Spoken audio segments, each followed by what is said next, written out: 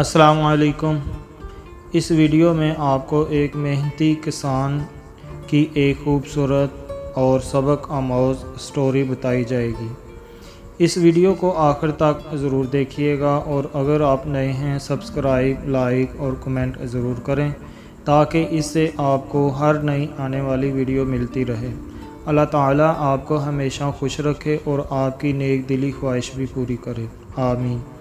حریم Khan north Karachi, Bharat میں حیدرآباد دکن سے 7 میل دور کولنگدہ نامی ایک شہر ہے، جہاں ایک کسان اپنے کھیتوں میں بیج بو رہا تھا۔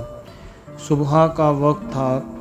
علاقے کا نواب سیر کرتا ہوا وہاں سے گزرا۔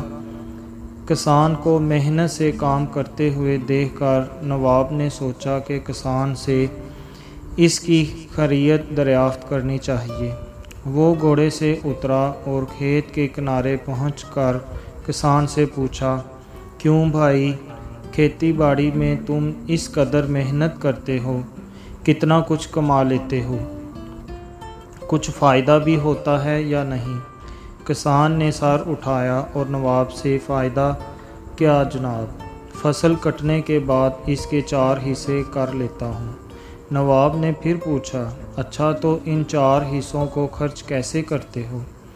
کسان نے جواب دیا، ایک حصہ تو حکومت کے ٹیکس میں چلا جاتا ہے، دوسرا حصہ قرض چکانے میں ختم ہو جاتا ہے، تیسرا حصہ ادھار دیتا ہوں اور باقی چوتھا حصہ یوں ہی لوٹا دیتا ہوں۔ نواب کو کسان کی یہ عجیب و غریب باتیں سن کر بہت تعجب ہوا۔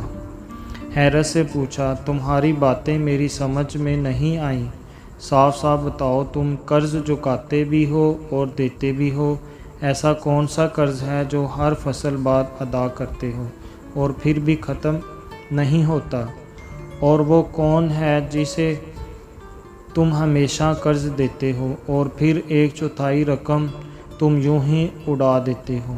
کسان نے جواب دیا، جناب، بات دراصل یہ ہے کہ میرے والد نے ایک ساہوکار سے رقم ادھار لی تھی۔ والد کے مرنے کے بعد اس کا سود میں ادا کرتا ہوں، ایک حصہ ٹیکس دینے کے دوسرا حصہ یہ ادا ہو جاتا ہے، اور تیسرا حصہ کسے ادھار دیتے ہو؟ نواب نے پوچھا۔ کسان نے کہا، یہ میں اپنے 2 لڑکوں پر خرچ کرتا ہوں تاکہ بڑھاپے میں وہ مجھ پر خرچ کریں۔ نواب نے پوچھا، اور یہ ایک حصہ فضول کیوں اڑا دیتے ہو؟ کسان نے کہا، میری ایک لڑکی بھی ہے، آپ کو پتہ ہے کہ آج کل جہیز کے بنا شادی نہیں ہوتی، اور جہیز ایک فضول رسم ہے، چوتھا حصہ اس کے جہیز کے لیے رکھتا ہوں، میری نظر میں یہ رقم لوٹانا ہی ہوا۔ نواب اس کی مدلل گفتگو سے بہت متاثر ہوا اور ایک بڑی رقم اسے انعام کے طور پر دے کر رخصت ہو گیا۔ جزاک اللہ۔